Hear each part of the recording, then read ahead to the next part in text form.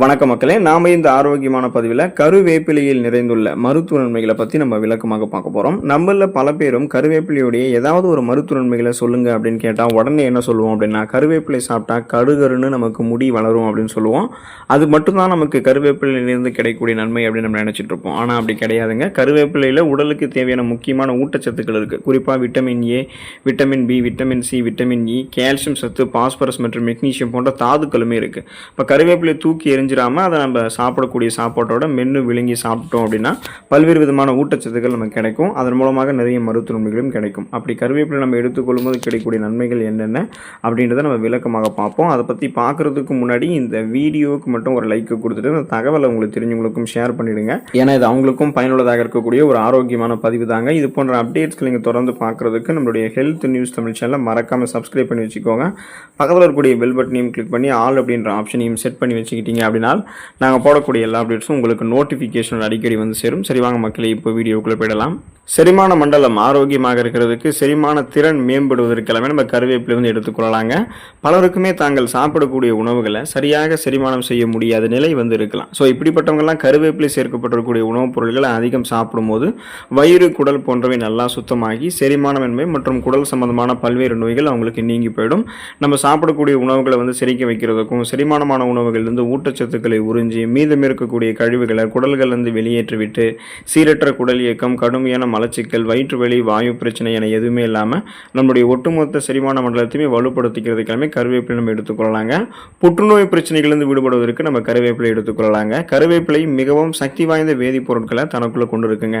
நீங்கள் கருவேப்பிலை உங்களுடைய உணவுகளை எடுத்துக்கொண்டாலும் சரி, அல்லது அந்த கருவேப்பிலையை நீங்கள் வந்து அரைத்து உங்களுடைய உடலுக்கு மேலே பயன்படுத்தினீங்க அப்படின்னாலுமே தோல் தொடர்பான பிரச்சனைகள்லாம் உங்களுக்கு வந்து வராது. ஸ்கின் டிசீஸ் உங்களுக்கு எதுவுமே ஏற்படாது. இந்த அரிப்பு, சொறி சிரங்கு, படை, தேமலோட சேர்த்து தோல் புற்றுநோய் அதுவுமே உங்களுக்கு வந்து இருக்காது. அது வரப்போவதற்கான அந்த சாத்திய கூறுகள் வெகுவாக உங்களுக்கு வந்து குறைக்கப்படும். இதுவே நீங்கள் கருவேப்பிலை உங்களுடைய உணவுகளில் உடலுக்குள்ளே நீங்கள் வந்து சேர்த்துக்கிறீங்க அப்படின்னு பார்த்தீங்கன்னா உங்களுடைய அந்த செரிமானம் தொடர்பான புற்றுநோய்கள் எதுவுமே இருக்காது. உடல் உள்ளுறுப்புகளில் ஏற்படக்கூடிய அந்த தீங்கு விளைவிக்கக்கூடிய புற்றுநோய் செல் பரவல்களிடமிருந்து, ஃப்ரீ ரேடிக்கல்ஸ் அப்படின்ற புற்றுநோய் செல் பரவல்களிலிருந்து விடுதலை பெற வைக்கிறதுக்கு கருவேப்பிலை உதவிகரமாக இருக்கும். ஸோ அதை அரைத்து பூசணும் அப்படின்னாலுமே, உணவுகளில் சமைத்து எடுத்துக்கொண்டாலுமே தீங்கு விளைவிக்கக்கூடிய புற்றுநோய்களிலிருந்து விடுதலை பெறுவதற்கு கருவேப்பிலை இருக்கக்கூடிய ஊட்டச்சத்துக்கள் துணை புரியுங்க.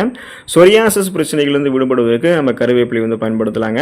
முதல்ல சொரியாசிஸ் என்ன நோய், எப்படி ஏற்படுதுன்றது நீங்கள் தெரிஞ்சுக்கோங்க. தோலில் இருக்கக்கூடிய செல்கள், அந்த செல்ஸில் வந்து ஏற்படக்கூடிய கெமிக்கல் டிரான்ஸ்ஃபர்மேஷன்ஸ், வேதியியல் மாற்றங்களாலும் சில ஜெனட்டிக் ரீசன்ஸ் காரணமாகும், அந்த பரம்பரை காரணத்தினாலும் சிலருக்கு வந்து சொரியாசிஸ் அப்படின்னு சொல்லக்கூடிய ஒரு தோல் குறைபாட்டு நோய் ஏற்படும். இந்த நோயை வந்து குறைக்கிறதுக்கு ஆயுர்வேத மருத்துவத்தில் கடுகு எண்ணெயை மருத்துவத்துக்கு வந்து பயன்படுத்துவாங்க. கடுகு எண்ணெயும் சிறப்பாக செயல்பட்டு சொரியாசிஸ் பிரச்சனையை சரி பண்ணிடும். இப்போ இந்த சொரியாசிஸ் மட்டுமல்ல, நிறைய ஸ்கின் டிசீஸ்லாம் இப்போ நமக்கு நிறைய வருதுங்க இல்லையா. அந்த தோல் தொடர்பான குறைபாடுகள் வருவதற்கு முன்னாடியே தடுக்கிறதுக்கு ஏதாவது வழிமுறை இருக்கான்னு கேட்டிங்கன்னா நீங்கள் கருவேப்பிலை எடுத்துக்கிட்டிங்கன்னா வருவதற்கு முன்னாடியே தடுத்துக்கலாம். ஸோ அப்போ கருவேப்பிலை நல்லா மென்று நீங்கள் சாப்பிடும்போதே தோல் சம்பந்தமான வியாதிகள், அந்த ஸ்கின் டிசீஸாக இருக்கக்கூடிய இந்த சொரியாசிஸ், அரிப்பு, சொறி சிரங்கு, படை, தேமல் இது எல்லாமே வராமல் உங்களால் முன்னே தடுத்துக்கொள்ள முடியும், குணமும் படுத்திக் கொள்ள முடியும். தலைமுடி ஆரோக்கியமாக அடர்த்தியாக கருகருவென்று வளர்வதற்கு கருவேப்பிலை நம்ம வந்து பயன்படுத்தலாங்க. இப்போ தலைமுடி ஆரோக்கியமாக இருக்க வேண்டியது அவசியமாக இருக்கக்கூடிய காலகட்டம் தான் இன்றைய காலகட்டம். ஆனால் பலருக்கும் அந்த மாதிரி தலைமுடி ஆரோக்கியமாக இருக்கான்னு கேட்டிங்கன்னா கிடையாது. தலைமுடி வந்து இளமை வயதிலேயே அவங்களுக்கு வந்து நரைத்து போகிறது, பித்த நிறை ஏற்படுறது, பேன் மற்றும் பொடுகு தொல்லை ஏற்படுவது, முடி உதுதல் ஏற்படுவது, முடி வலுவில்லாமல் போகிறது, இந்த மாதிரி நிறைய பிரச்சனை இருக்குங்க இல்லையா. ஸோ இதையெல்லாம் சரி பண்ணுறதுக்கு அவங்க கருவேப்பிலையை தங்களுடைய உணவுகளை தொடர்ந்து சமைத்து எடுத்துக்கொள்ளணும். கருவேப்பிலை பொடியலாகவோ சமையலில் கலந்து எடுத்துக்கலாம். இல்லைனா கருவேப்பிலை வந்து பார்த்திங்கன்னா நீங்கள் அந்த மாதிரி உங்களுடைய அந்த கருவேப்பிலை ஜூஸ் மாதிரி கூட நிறைய பேர் வந்து எடுத்துக்குவாங்க. சமைத்து எடுத்துக்கொள்ளணும். கருவேப்பிலை பொடியாக கூட நீங்கள் எடுத்துக்கலாம். இல்லைனா காலையில் இருந்ததும் வெறும் வயிற்றில் 2 கருவேப்பிலை இலைகளை அப்படியே நீங்கள் கழுவி விட்டு மென்று சாப்பிட்டீங்க அப்படின்னாலுமே தலைமுடி உங்களுக்கு ஆரோக்கியமாக தான் இருக்கும். இப்போ உங்களுக்கு தலைமுடியை இன்னும் சீக்கிரமே நீங்கள் ஆரோக்கியமாக மாற்றிக்கொள்ளணும், கருகருப்பாக மாற்றிக்கணும் அப்படின்னா கருவேப்பிலை ஊற வைத்த தேங்காய் எண்ணெயை உங்களுடைய தலைக்கு வந்து நீங்கள் தடவி வருந்தீங்க அப்படின்னாலுமே தலைமுடி சம்பந்தமான பிரச்சனைகள் அனைத்துமே உங்களுக்கு நீங்கி போயிடும். இப்போ தலைமுடிக்கு பெஸ்ட்டான ஒரு உணவாக ஒரு இதாக இருக்கக்கூடியது வந்து பார்த்தீங்கன்னா இந்த கருவேப்பிலை தான். அதுக்கப்புறம் தேங்காய் எண்ணெய். ஸோ அந்த தேங்காய் எண்ணெயோட கலந்த கருவேப்பிலை அப்படின்றது வந்து உங்களுடைய தலைமுடியை எப்போதுமே சிறப்பாக பாதுகாக்குங்க. அனிமியா என்று சொல்லக்கூடிய இரத்த சோகை நோய், அந்த நோய் குணப்படுத்தப்பட்டு மீண்டும் வராமல் தடுக்கப்படுவதற்கு நம்ம கருவேப்பிலையை பயன்படுத்தலாம். இரத்த சோகை நோய் முதல்ல எதன் காரணமாக ஏற்படுதுன்ற அந்த காரணத்தை நீங்கள் தெரிஞ்சுக்கோங்க. இரும்பு சத்து குறைபாடு நம்மளுடைய உடம்புகளில் ஏற்படும் போது அனிமியா அப்படின்ற ப்ராப்ளம் ஏற்படும். ஏன்னா இரும்பு சத்து குறையும் போது ரத்த சிகப்பணுக்கள் குறையும். ரத்த சிகப்பணுக்கள் குறைஞ்சதுன்னா அதில் இருக்கக்கூடிய ரத்த புரதமான ஹீமோகுளோபினுடைய எண்ணிக்கையும் குறையும். ஸோ ஹீமோகுளோபின் தான் நமக்கு வேண்டிய வேண்டிய ஆக்சிஜன் சப்ளைவை உடல் உறுப்புகள் அனைத்து பாகங்களுக்கும் சப்ளை பண்ணுது. அப்படிப்பட்ட ஹீமோகுளோபினுடைய கவுண்ட் வந்து குறைஞ்சது அப்படின்னா போதுமான அளவுக்கு ஆக்சிஜன் சப்ளை நமக்கு கிடைக்காதால அதில் தட்டுப்பாடு ஏற்படும் போது மயக்கம், தலைவலி, குமட்டல், வாந்தி, உடல் சோர்வு, உடல் பலவீனம், உடல் வந்து உங்களுக்கு வந்து கடுமையாக வலிக்கிற கவனமின்மை, இந்த அறிகுறிகள்லாம் உங்களுக்கு வந்து இருக்க ஆரம்பிக்கும். இது எல்லாமே ரத்த சோகை நோய்களுக்கான அறிகுறிகள் தான். ஸோ இப்போ நீங்கள் கருவேப்பிலை தொடர்ந்து உங்களுடைய உணவுகளில் அப்படியே நீங்கள் சமைத்து எடுத்துக்கிறீங்க அல்லது கருவேப்பிலை இலை பொடியாக கூட எடுத்துக்கிறீங்க அப்படின்னாலுமே ரத்த சிகப்பணுக்கள் உற்பத்தி செய்யப்பட்டு போதுமான அளவுக்கு ஹீமோகுளோபினுடைய கவுண்ட் வந்து வளர ஆரம்பிக்கும். அப்புறம் ஆக்சிஜன் சப்ளைவும் சிறப்பாக உங்களுக்கு கிடைக்கிறதால ரத்த சோகைக்கான அறிகுறிகளே உங்களுக்கு இருக்காது. போதுமான அளவுக்கு ரத்த ஓட்டமும் சிறப்பாக இருக்குங்க. நீரிழிவு பிரச்சனைகளிலிருந்து விடுபடுவதற்கு நீங்கள் கருவேப்பிலை எடுத்துக்கொள்ளலாம். நீரிழிவு அப்படின்ற அந்த சுகர் ப்ராப்ளம், சர்க்கரை வியாதி கொண்டிருக்கக்கூடிய நபர்களுக்கெல்லாம் ஒரு சிறந்த மருந்தாக கருவேப்பிலை இருக்குங்க. அதுக்கு காரணம் என்ன அப்படின்னா 2 காரணம் இருக்குது.